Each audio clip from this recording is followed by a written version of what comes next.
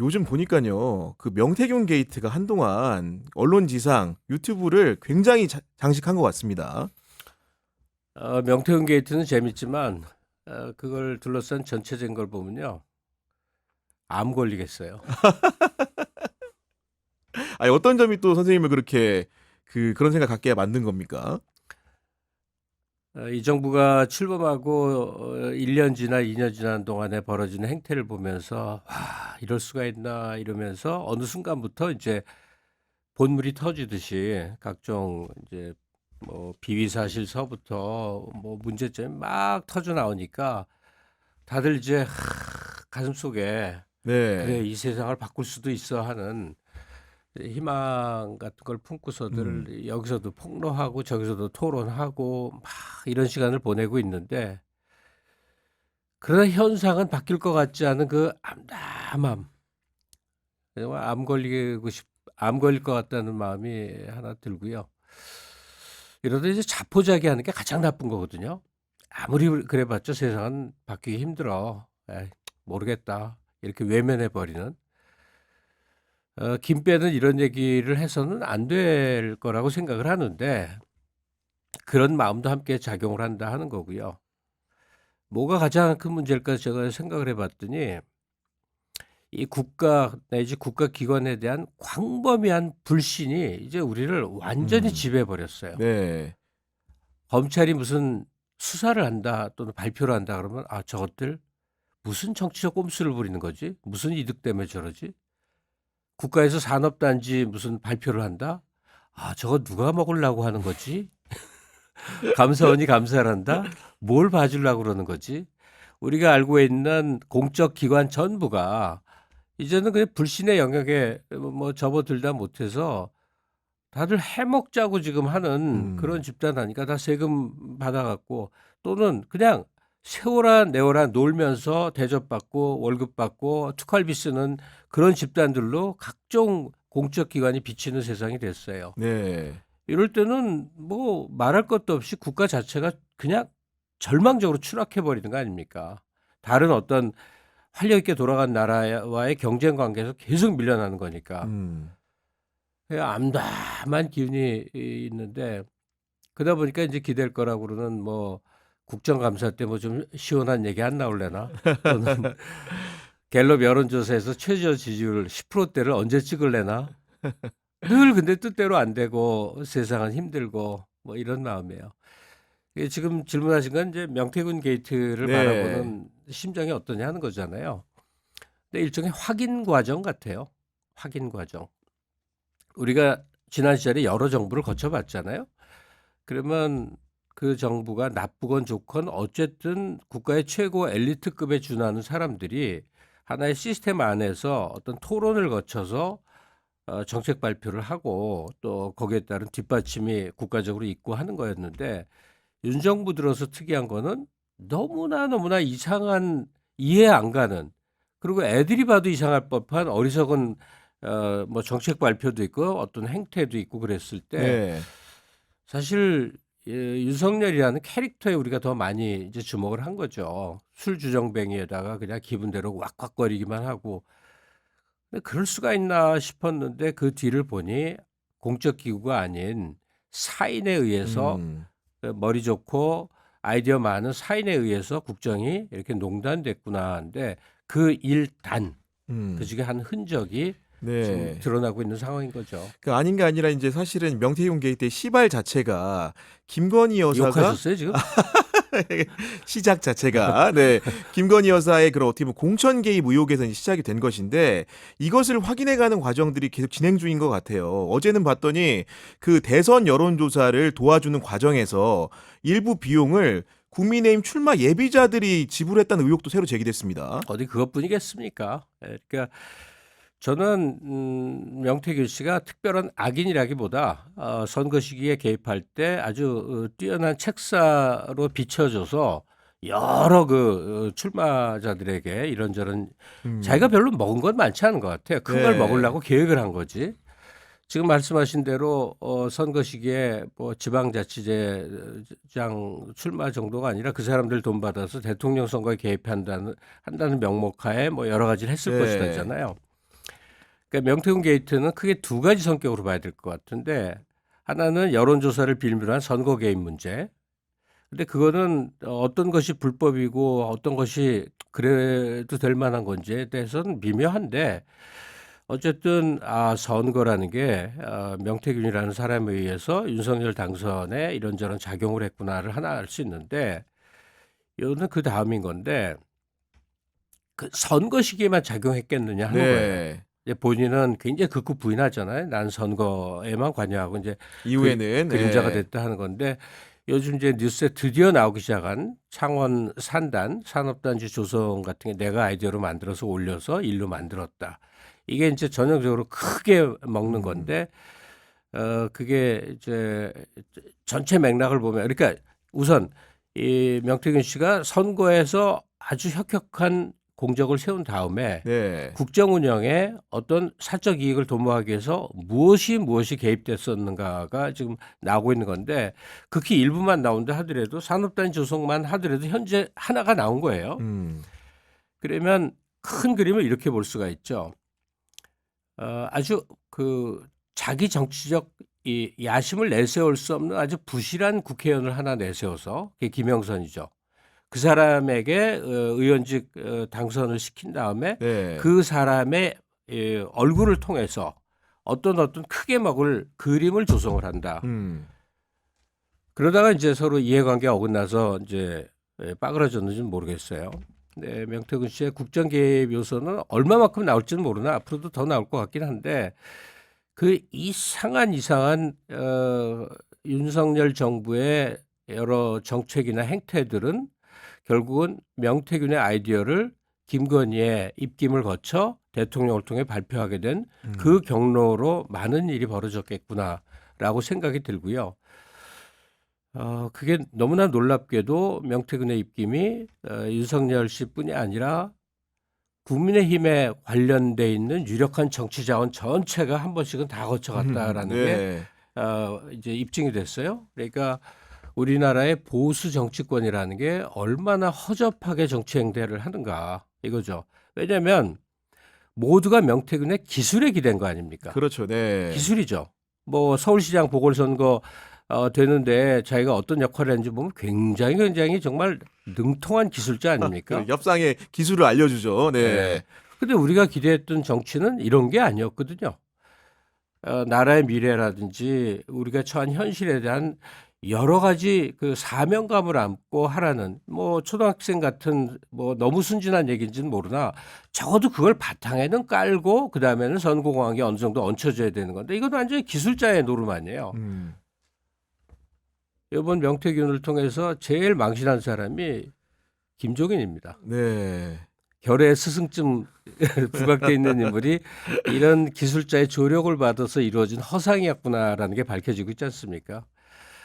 명태균을 통해서 우리가 많은 걸 느낄 수 있는데 그중에 집약된 사실은 국가가 이런 기술자들의 장난에 의해서 놀아나서 정권이 획득되기도 하고 획득된 정권이 이권 추구를 위해서 움직일 수도 있어서 그로 인해서 너무나 많은 사람들이 그에 따른 희생을 경험하거나 국가 이익이 훼손되거나 예산이 낭비되고 있구나를 처절하게 쳐다보고 있게 된 거죠. 그리고 저희가 명태균 씨 스스로가 공개한 문자인데 김건희 여사 주고받은 문자를 보다 보면은 이런 대목이 나옵니다. 이건 무슨 의미인가요? 앞에 대화 있었겠죠. 거기에 대해서 명태균 씨가 내일 준석이를 만나면 정확한 답이 나올 겁니다. 내일 연락 올리겠습니다. 이렇게 얘기를 하거든요. 이 둘 사이의 대화가 기본적으로 본격적인 대선 레이스가 시작되기 전에 그런 이루어진 대화인데 이런 대화를 좀 어떻게 좀 해석해야 되는 겁니까? 그 유명한 문자 뭐 수십 번은 얘기했잖아. 네. 맞겠어요? 구기자도 그렇죠. 수십 번 네. 얘기했겠죠. 그리고 주진우 라이브에 그 명태균 씨가 출연을 해서 그 문자 얘기를 하는 걸 보면서 저도 재밌게 들었는데 뭐냐면 제가 특별히 고른 것도 아니고 김재원이가 하도 까불길래 하나 그냥 아무거나 툭 찍어서 올린 거예요. 2,000장 중에. 네, 그러니까 이게 넘쳐 흐른다는 얘기잖아요. 근데 지금 말씀하신 그 문자 내용에서만 보자면 저는 일단 여기서 제가 우호적으로 얘기했다가 맨날 매맞았던 그 이준석에 대한 생각이 새삼 듭니다. 네. 이준석의 정치도 결국은 기술자에 의존해서 이루어졌다는 것. 그러니까 웃기게도 이준석 김건희 동맹이 명태균을 통해서 진행돼 왔구나 하는 걸 하나 볼 수가 있는 건데 네. 그 내용에서 내가 어느 정도 지위인지가 보여지는 것 같아요. 준석이 할 정도의 지위고 김건희 씨가 아이고 선생님 저를 좀 안 돼요. 저 좀 봐주세요. 뭐 이런 거죠. 그리고 이제 또 하나 우리가 모두가 경험했듯이 그 오빠가 어느 오빠냐인데 저는 뭐 이거 말할 필요도 없다고 생각해요. 이제 윤석열인데 그 김건희 씨가 그렇게 함부로 말해도 될 만한 행태가 부부 생활 도중에 평소에 보여져 왔는 건데 그게 어디 김건희 씨 눈에만 그렇게 비춰졌겠는가 하는 거예요.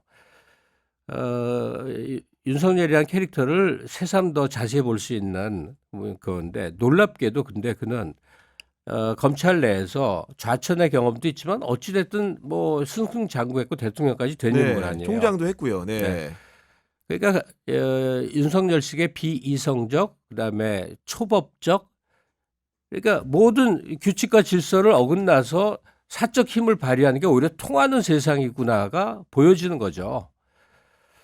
그 짧은 그 문자 캡처 통해서 저는 그런 것들이 보였어요.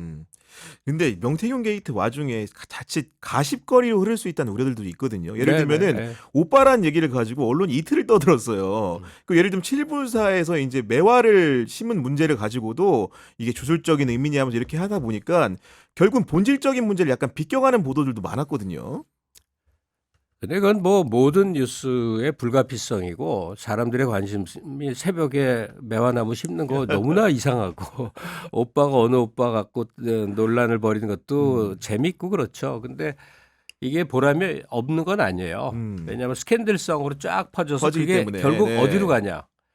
야, 김건희, 윤석열 이 정부 이 부부 대통령은 정말로 허접하고 이상한 사람이구나라는 대국민 어떤 그 평판에 기여를 하는 거죠.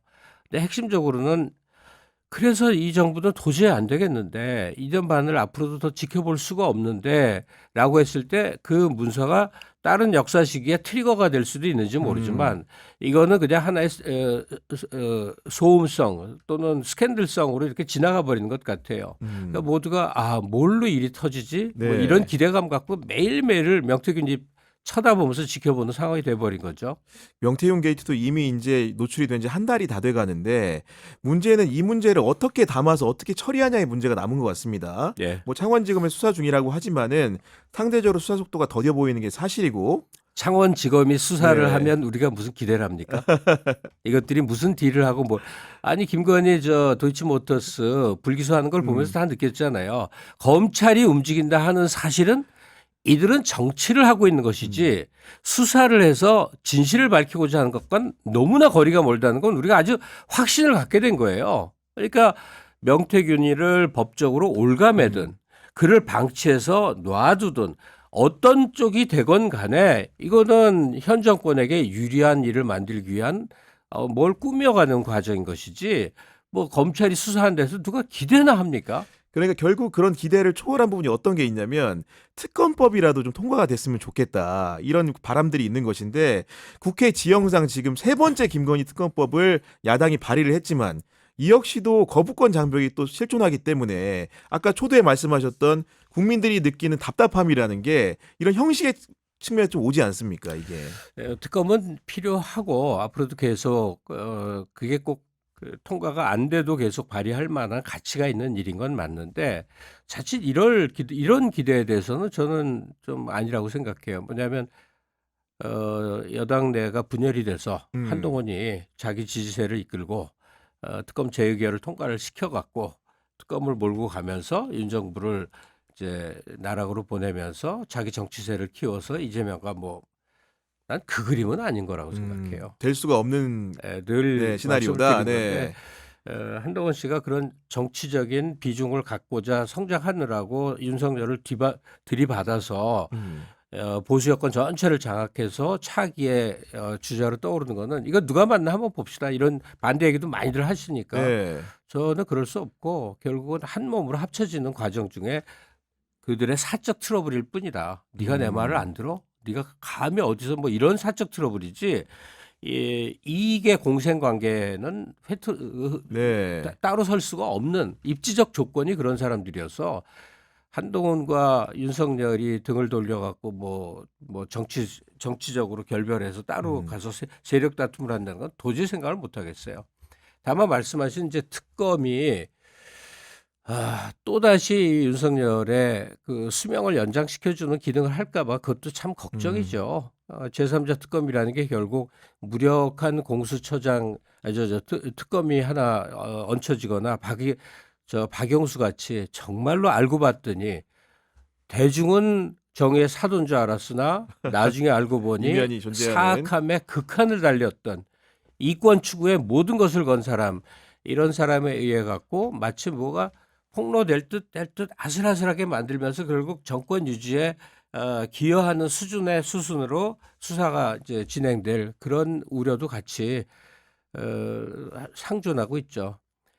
그래서 그 특검을 포함해서 지금은 이 윤석열 정부를 일관하는 모든 원리는 단 하나였구나. 법규라든지 상괴라든지 질서가 아니고 오로지 힘이구나. 네. 그것도 어떤 힘이냐? 초법적 힘이구나. 뭐 법령에 있는 만큼 힘을 행사하는 게 아니에요. 뭘 둘러대든 그냥 힘을 행사하는 거예요. 여기에 맞설 수 있는 거는 오로지 대중의 힘밖에 없구나. 근데 대중의 힘이라는 건 결국 여론 압박이거든요. 야당에 힘을 실어주는 것도 여론 압박이거든요. 힘 대 힘의 마지막 상황 속에 우리가 하루하루를 보내고 있다 이렇게 생각이 듭니다. 여하간 이 전국의 근간 문제는 김건희 여사의 문제라는 거는 야당뿐 아니고 시민사회뿐 아니고 여당도 공히 인정하는 문제가 돼버린 것 같은데 결국은 대선 후보 시절로 거슬러 올라보고 싶어요. 당시 보면은 여러 가지 의혹색이 속에서 본인이 내조영 영부인이 되겠다 이런 공언을 했는데 사실 지금 이렇게 국정 운영의 절반을 반환점을 돈다고 하는 국면 생각을 해보면은 그 약속이 잘 안 지켜진 것 같습니다. 제가 안 하면 큰일 날 것 같으니까. 네. 남편 대통령은 술이나 먹고 뭐 이상한 짓이나 하니까 자기가 책임감을 갖고 국정 운영을 하신 것 같아요. 근데 의외로 저는 김건희 씨를 개인적으로 살짝은 뭐 아는 관계라고 아시잖아요. 할 수 네. 있는데 생각보다 엄청나게 어리석구나. 이미지 메이킹에 다 실패한 거거든요. 이제는 거의 이멜다급으로 가고 있지 않습니까?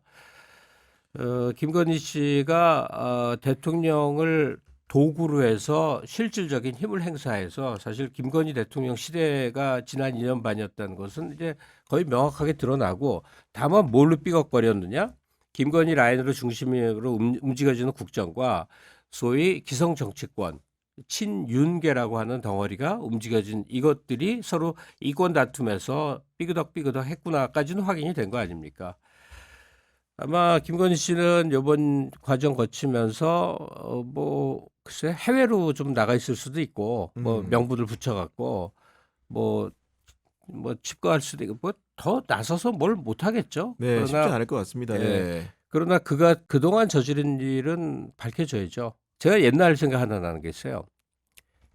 이게 옛날 얘기해서 좀 그러네. 김진규라는 배우가 있어요. 아주 네. 지금 최고 배우인데 그 부인 김보애라는 배우가 그 큰 식당을 하고 있었습니다. 아주 최고급 요리점. 제가 김보혜 씨에게 직접 들은 거예요. 나중에는 방송에서 많이 그 나와서 네. 아는 분 많아. 서울시 공무원들이 자주 놀러 왔는데 고위직. 서울시 공무원이 아니에요. 서울시장을 포함한 정부의 요직에 있는 사람들. 요즘 인사들이 네. 김종필을 포함한 요직에 있는 사람들이 그 식당에 와서 식당이 아니라 요리집이에요, 사실. 예, 방 안에서. 항상 한강 그 서울시 지도를 가져와서 이렇게 금을 긋고 있었대요. 그러니까 강남 개발을 그때 계획을 하고 있었던 거예요. 그러면서 보혜 씨 여기 중에 어디 하나 골라 떼돈이야. 그러면서 그 요직의 모든 사람들이 난 여길 좀 먹게. 거의 다 논밭이었어요. 논현동, 청담동, 뭐 잠실 다 논밭이었어요. 여기를 그럼 난 여기 좀 살게. 난 그들이 다 떼부자 된 거예요. 국가에서 강남 개발을 계획을 하고 그림을 그려서 여기를 어떻게 하고 저기를 어떻게 할 때 지들끼리 모여서 나는 여기 미리 사둘게 저기 미리 사둘게 이걸 하고 또 거기서 서빙하던 아줌마 배우 김보혜 씨에게 네. 여기 사도 떼돈데 뭐 김보혜한테만 그랬겠어요? 자기 집안 식구 일가 친척 다 동원했겠지? 그렇게 해서 어마어마한 부가 형성이 되는데 그게 60년대 얘기거든요. 지금도 그러고 있다는 얘기죠. 지금도. 산업단지 어디 지정하는 게 이제 큰 돈인데 네. 윤 정부 전체 원전을 뭐 활성화한다는 것에도 그런 의혹이 깃들어 있고 뭐 우크라이나 지원을 한다는데도 그런 의혹이 깃들어 있는데 이건 드러난 거 아니에요?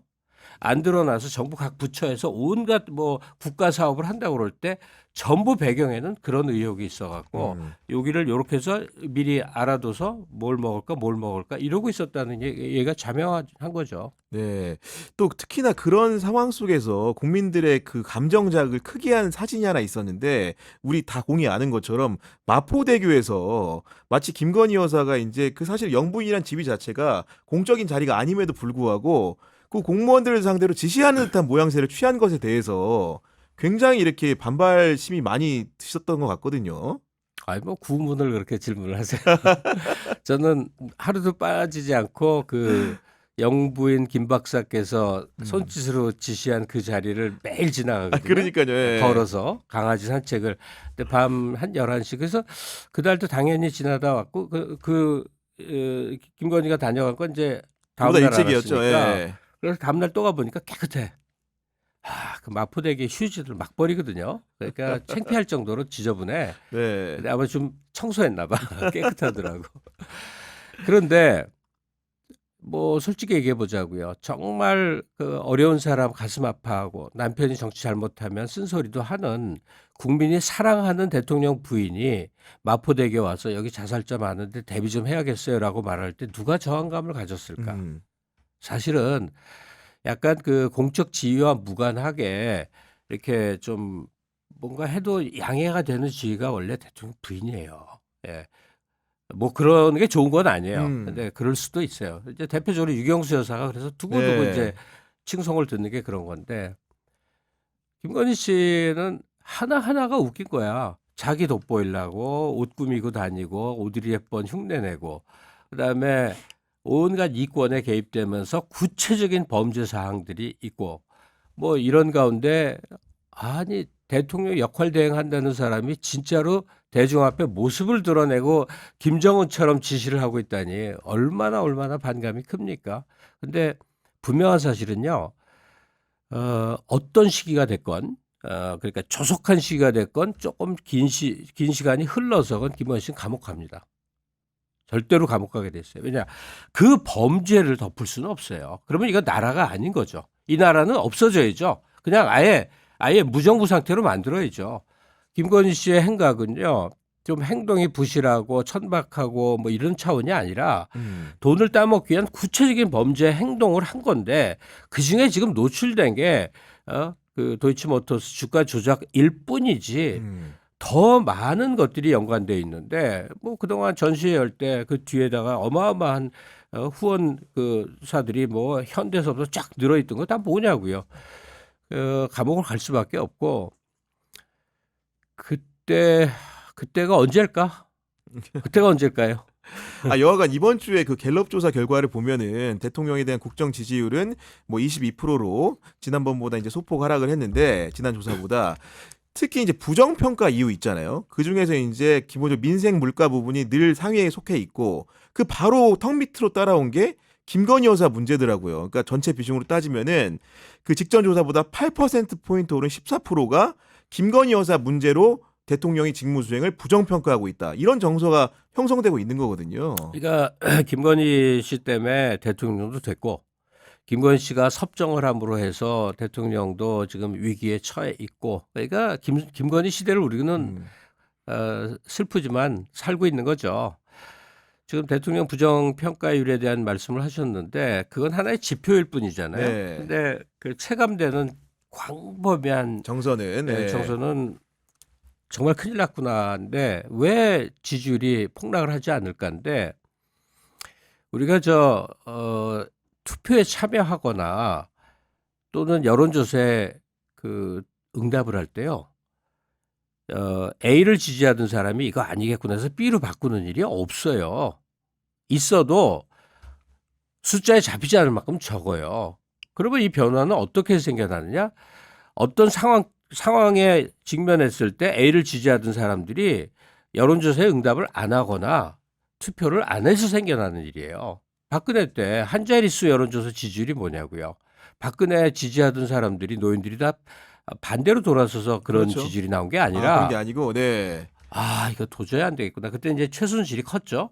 와, 어떤 아줌마가 뒤에서 실제로 대통령 뭘 다 했다니 이럴 수가 있어라고 해서 도저히 자신들이 창피해서 네. 뒤로 빠져버려서 그런 지지율이 나오고 탄핵이 가능했던 거 아니에요. 근데 지금 상황은 뭔가 했더니 우리들의 일반적인 판단과 달리 윤 정부를 지탱해서라도 현재 내 재산이라든지 내 여러 가지를 지키는 게 더 낫겠다라고 생각하고 또 하나 저 무도한 야당 빨갱이 이재명이가 득세하는 거 그래도 못 보겠어라는 견해를 가진 사람들이 아직은 여론에 응답을 하고 있어서 20% 가까운 지지율이 나오는 것 같아요. 근데 그 여론조사가 15%, 7%, 8%로 확 떨어지는 건 진짜 무슨 폭발성이 일어나야 되는데 폭발성 사안이 그동안 제가 보기엔 여러 번 터졌는데 그래도 폭발이 안 돼. 사람들이 만성이 된 거죠. 만성적인 그런, 네. 그러니까 우리가 깨끗한 몸에 뭐 더러운 거 묻으면 처음에는 크게 반응을 하는데 많이 묻어보세요. 그러면 에라 모르겠다. 에라 모르겠다. 우리가 쓰면 지금 다 그렇다니까요. 네. 대통령 이하 국가 운영의 주체들, 뭐 여당 사람들, 장관들, 기관장들, 뭐 엉망으로 노는 게 거의 매일 뭐 보도가 나오는데 에라 모르겠다요. 지금 우리 그러고 있다고. 이 망하는 날에 가장 전형적인 징표를 보이고 있는 거죠. 말씀대로 사실 적지 않은 사안들이 나날이 나오는데 그 정말 만성적이라는 표현이 적절한 것 같은데 거기에 대해서 느끼는 불쾌감이나 반항감의 정도라는 거는 정체될 수밖에 없는 상황인 것 같아요. 늘 그러하다고 생각이 드는 부분이 있으니까요. 그러니까 기대감을 내려놓으면요. 어떤 것이든지 놀라지 않는 것 같아요. 기대감을 내려놓으면 정말 그래요. 그러니까 이럴 때 이게 정말 문제라구나 하고 각성할 때는 그 반대 세력에 대한 이제 기대감이 생길 때거든요. 그렇죠. 소위 네. 호흡, 희망이 음. 생길 때 이게 이제 하나의 힘으로 작동을 하는데 저는 민주당 의원들 이재명 당대표의 결연한 의지를 믿어 의심치는 않아요. 예? 저는 그렇게 봐요. 그렇지만 뭔가 상황 관리 능력은 아직도 참 미진하구나. 그러니까 일단 매일 재판에 불려다녀야 돼서 그런지 모르지만 이재명 대표의 행보도 너무나 비좁아요. 적어도 국제 여론 속에서 막 등장하고 한국을 움직이는 중요한 자원들과도 거의 일상적으로 소통을 하면서 뭔가 큰 움직임의 주인공이 되어야 되는데 지금 가면 갈수록 작게 보이는 네. 이 행보, 이 문제에 대해서 어떻게 이걸 뚫어야 되나 본인도 고민하시겠죠. 그렇겠죠. 네. 참모들도 여러 가지 진언을 하겠지만 현재까지는 그래서 윤 정부가 문제입니다 했을 때 반대쪽으로 이재명을 바라보게 하는 이 구도가 지금 잘 안 되고 있습니다. 이거 참 안타깝죠. 또 이제 재보선의 그 행위자였던 그 야권을 향해서도 이제 평가를 좀 해봐야 될 것 같은데 여하간 지난 4.10 총선에서는 민주당과 조국혁신당이 지민비조라는 원칙하에서 협력적인 관계를 가져갔다면은 여하간 이번 재보선은 호남에만 한정된 얘기긴 하겠습니다만은 경쟁을 또 했습니다.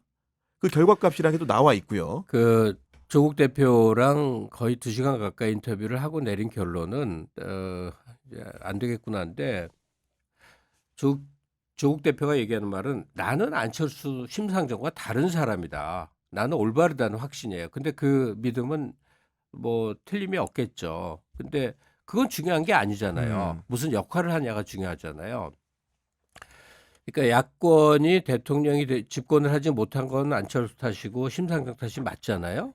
근데 자기는 그런 역할은 하지 않는다는 의미잖아요. 그러나 그럼에도 불구하고 어떤 누구도 조국 혁신당을 독자적인 야권의 한 제3 세력으로서 계속 확장해 나가기를 기대한 사람은 없었다고 생각을 하거든요. 근데 이번 재보선 때 독자 후보 내서 민주당과 겨루는 걸 보면서 야, 앞으로 이제 가장 가까운 선거가 지방선거죠. 전국 지방선거인데 정치 자원은 출마 예비군은 뭐 3만 명 소리가 있어요. 넘쳐납니다. 왜냐하면 돈 벌고 더 누리고 싶으면 지방선거나 국회의원 원하는 거거든요.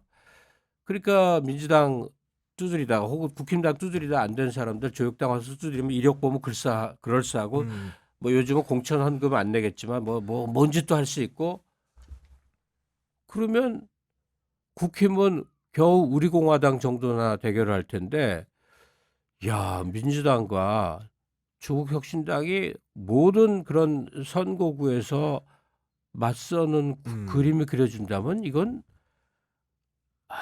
안철수 국민의당과 똑같은 일이 벌어지는 거예요. 특히 호남에서는 후보를 많이 내겠죠, 지금처럼. 예. 예. 아니 그 명분은 그거잖아요. 호남은 국힘이 될 리가 없으니까 싸워도 됩니다. 그러니까 너무 민주당의 이해관계에 입각해서 바라보는 시선일 수는 있어요. 근데 그걸 벗어나려고 애를 써서 바라봐도 적어도 정치적인 이념이 하나도 다르지 않은 두 세력이 싸워버리면 이거는 필패로 이어지거든요. 그냥 분열밖에 안 돼요. 그나마 민노당, 정의당 같은 그런 이념의 당과 민주당이 네. 싸우면 얘기는 되잖아요. 정체성이 다르다. 정체성이 예. 다르잖아요. 근데 조국 혁신당과 민주당은 정체성이 다르지 않아요. 근데 조국 대표는 계속 그 얘기를 하잖아요. 도저히 민주당은 싫은 사람들이 꽤 있다. 근데 국힘으로 못 간다. 그 사람들을 조국 흡수하겠다. 혁신당에 예. 끌어안는다. 나는 그 허상이라고 생각하거든요. 있질 않아요. 그 요는 이거를 여론 압박으로 풀어서 또다시 그냥 그 머리가 터지는 일이 벌어지기보다는 저는 이거는 조국 대표가 풀 일이 아니라 이재명 대표가 풀 일이라고 생각해요. 이재명 대표가. 그건 과거에요. 이런 유형의 문제를 풀어온 많은 정치 지도자들의 사례가 있습니다. 어떤 사례죠? 예. 다 컴컴한 거지 뭐. 삼당 삼당 합당 때 김영삼이 아니 그래도 듣고 싶어요. 예. 김영삼이 내각제 하겠습니다. 각서 써놓고 사기친 거. DJ가 김종필하고 DJP 연합하면서 2년 있다가 정권 넘겨줄게요. 내각제 할게요. 합의 각서 써놓고 이런 얘기를 하면 어떡해. 아니 근데 실제로 다 알잖아. 다시 생각이 되는데 그 DJP 연합이라든가 예. 3당 합당이 살아 있네요, 실제로. 예. 다 사기쳤지. 근데 아니 이제 표더러 그러라는 건 아니에요. 네. 왜냐하면 아름다운 정치 협상도 많이 있었으니까. 근데 유명한 걸 지금 제가 예를 들었을 뿐이에요. 꼬마 민주당하고 본 민주당 합칠 때는 아주 아름답게도 지분을 많이 준 거예요. 또 네. 민중당이 그 신한국당한테 들어갈 때는 오히려 더 우대를 했습니다. 그거 김영삼 아니면 못했어요. 뭐 이재호라든지 김문수라든지 받아들일 때 네, 이쪽이 그 이명박이 한 거다. 제가 착각해서 네. 더 우대했다니까. 근데 아야 소리도 못했어요. 저쪽 본진에서. 그러니까 정치 협상은 대중의 압박으로 이루어지면 너무나 나빠요. 아마 종편이 석 달여를 물어뜯고 그럴 일 생길 겁니다. 네. 근데 이재명 대표도 수수방관할 때는 아닌 것 같고 뭐 전화 통화합니다. 근데 그게 되는 얘기가 아니에요. 근데 이 정치 협상의 사례를 저 같은 사람이 많이 나열한들 모아서 선수들이 너무 잘 알죠. 근데 서로 합당한 결국 뭐 지역구의 문제죠. 네. 네? 그렇지 않겠어요? 근데 그 멋지고 아름다운 사례가 그 유명하지 않아요. 그런 사례들은. 근데 제가 하나 예를 든 게 민중당이 그쪽으로 올 때 진짜 이념이 정반대인 사람들이에요. 그때는 완전히 민중당 신한국당에 들어올 때 완전 정반대인 사람들이 그렇게도 합치는데 그러니까 이부영 같은 사람, 이부영은 민중당 아니죠. 하여튼 뭐 그런 사람들이 그 보수당을 했던 거예요. 그러다가 김문수, 이재호처럼 그냥 핵 넘어간 사람도 있지만 또 안 그런 사람도 많이 있죠. 이거는 그 이재명 대표에게 놓여진 정치 과제 여러 가지 중에 크게 한번 해결해야 될 일이고 그냥 수수방관하면서 시간을 들일 일은 아니고요. DJ 말을 참조하셨으면 좋겠어요. DJ가 계속 수혈을 통해서 세력을 유지해 왔거든요. 수혈은 뭐 젊은 운동권 출신들을 받아들이기도 하고 뜬금없이 기업가를 받아들이 여러 가지 있는데 내 거에 반이 아니라 60%도 내주는 각오를 해야 된다라고. 그때는 DJ가 권위가 있으니까 그 따르던 의원들 그렇게 그 영입을 해버리면 자기 출마 기회도 놓치는데 넌 좀 쉬어 하면 꼼짝부터가 쉬었어요. DJ만의 권위여서 가능했던 건데 어떤 방법이 됐건 이재명 대표의 정치력이 이 경우에 발휘돼야 됩니다. 아, 그러니까 요를 하면은 제가 이해한 게 맞는지 모르겠는데 기본적으로 이번 재보선을 통해서 깨달은 바가 있다면 지방선거 전에 뭔가 조국혁신당을 민주당 입장에서는 어떤 방식으로 품을 필요가 있다는 게 그럼요. 확인됐다. 네. 이 말씀이신 거죠? 네. 다시, 그러니까 그거는 타이밍과 굉장히 관계되는 문제인데 사람들이 지민 비조하면서 조국 혁신당에 기대한 거는 소위 말하는 그들이 주장한 쇄빙선의 역할이에요. 그 쇄빙선은 얼음을 뚫는다는 행위는요. 멀리서 보면 멋진 모습이지만 실제로 보면 피를 흘리고 잔혹하죠. 뼈를 깎는 예. 게 정치의 가장 잔혹한 모습인 거예요.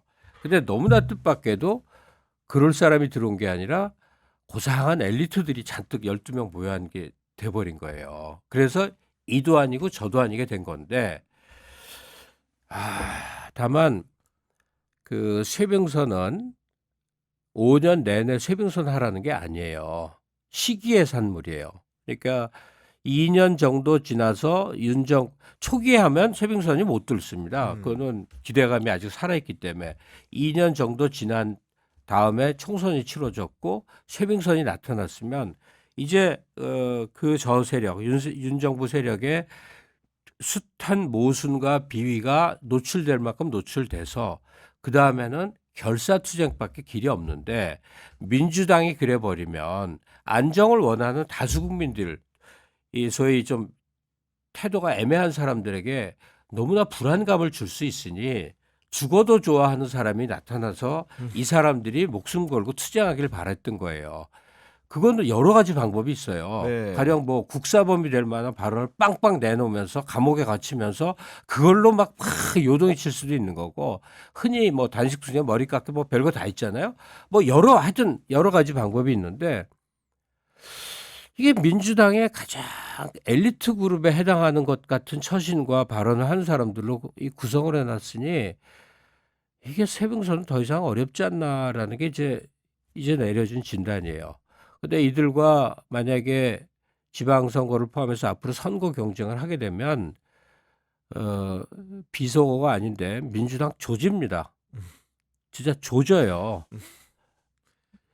3,000표 차이로 등락이 오가는 데가 뭐 퍼센트를 보니까 엄청난데 조국 혁신당과 경쟁하면 전국적으로 그냥 너무나 많은 데가 망할 거예요. 지금 결판 내야 됩니다. 네.